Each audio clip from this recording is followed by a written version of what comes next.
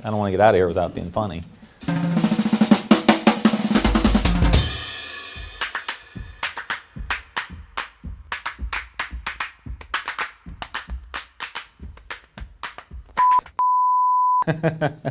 First paying job was, I believe, midnight turn at a steel mill in Youngstown called General Extrusions, and I was a tail stretcher.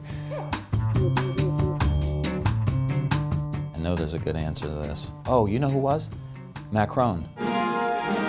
Emmanuel Macron, I met him. Total starstruck. Where did you meet him? Boom. On the floor of the House of Representatives when he gave a phenomenal speech. And I was like, I like this guy. Merci.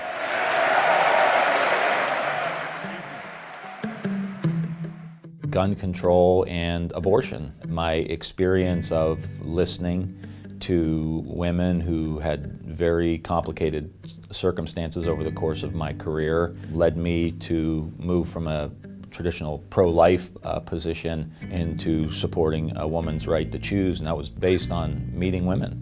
And the same with the issue of guns. I come from a state where there's a lot of hunting, and I still hunt today with our oldest son. And watching consistently the school shootings, my position changed a lot. I actually returned all the money that I ever got from the NRA to the gun control groups. Have voted and support all of the legislation around the assault weapon ban and background checks, and studying this as a public health issue. Oh, it's my wife and kids. It's like a equal playing field. Just absolutely rock solid, unconditional love. I missed you. I miss you. You're my guy. It's the best. I don't think people know how funny I am. I'm very funny. Do you have a favorite joke? None I can say in front of a TV camera. One of the things, on a serious note, I think people think that I represent, primarily a white working class community when, Youngstown is 50% African American. The city of Akron, which I represent, is about 30 or 35% African American. My cities are pretty diverse that I represent, and it's issues that I care very deeply about. Oh, and Love Actually. Oh my God. I guess it would be Love Actually is absolutely one of my favorite movies of all time. I tear up. Not gonna lie. Yeah. Mary, I've been thinking. Can we move the Japanese ambassador to 4 o'clock tomorrow? Certainly, sir. What's your real economic plan to start cutting workers in on the deal? I would say that I want to start an industrial policy for us to dominate some key industries around electric vehicles, around wind, around solar, around additive manufacturing.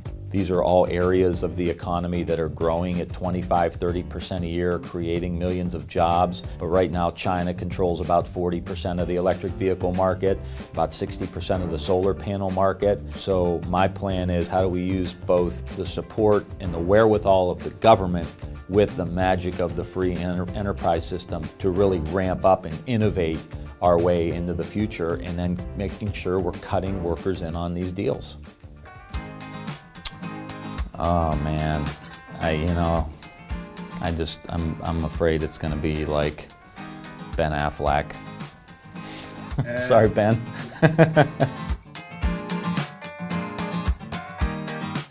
I'm getting hooked to IG.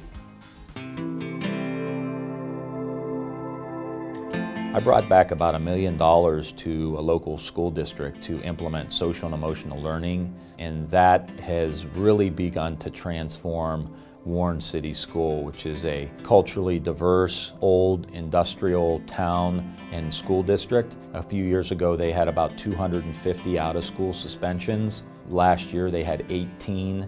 We're starting to see the scores start to come online, and that was directly from the legislation and the money I was able to bring back for that particular project. One of them was a subject that NowThis covered. A friend of mine who was Palestinian He was originally from Jordan. He came to the United States several decades ago. He started businesses in Youngstown, Ohio, where I represent through the Trump immigration proposals. He was deported from the country, and I had worked with him and his family for a long time. I was actually with him up at the ICE facility when they took him into custody. So I did everything I could to try to prevent this from happening, but he's now back in Jordan.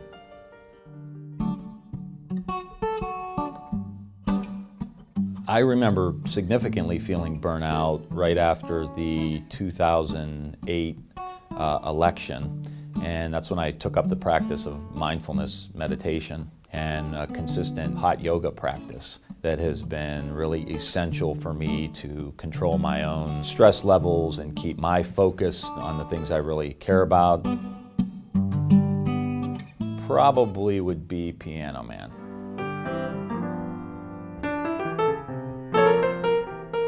Where do I start? I think you got to be an independent operator when you're running for office and you're making decisions. We did a Comeback Cities tour about a year and a half ago, in which I got about 13 venture capitalists from Silicon Valley on a bus and took them into the Midwest, Youngstown, Akron, Detroit, Flint, and South Bend, Indiana, to bring private capital, private investment into these older towns. And my staff was all dead set against me leading this trip. It was outside of my district and it wasn't going to do anything, and on and on. And since we've had this, we've had numerous investments into these communities across the Midwest. It's rolling, so thank God I didn't listen to my staff.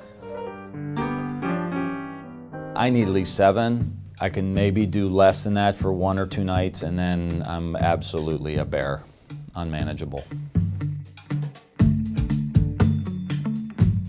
We need to really figure out how to grow the economy where it's shared for everyone, where every worker gets a piece of the action, where people aren't going in debt just to try to get ahead, whether it's through education or moving to a school district that you feel is better for your kids.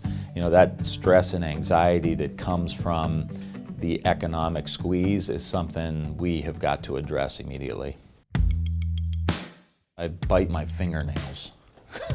And I hate myself for biting them, which is my second worst habit.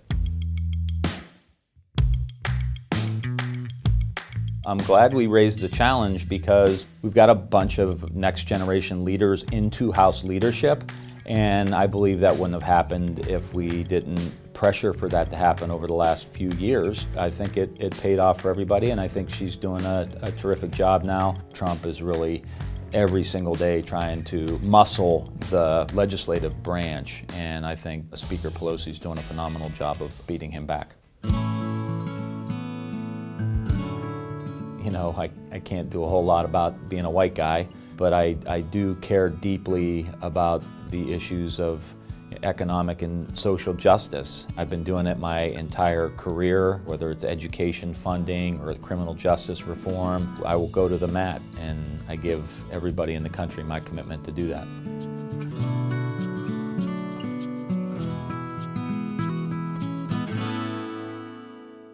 More 2020 candidates are coming your way. Drop us a comment below and let us know what you'd like to ask them. You can also check out more presidential contenders in our full 20 Questions for 2020 playlist. And be sure to subscribe to NowThis so you don't miss an episode. Thanks for watching.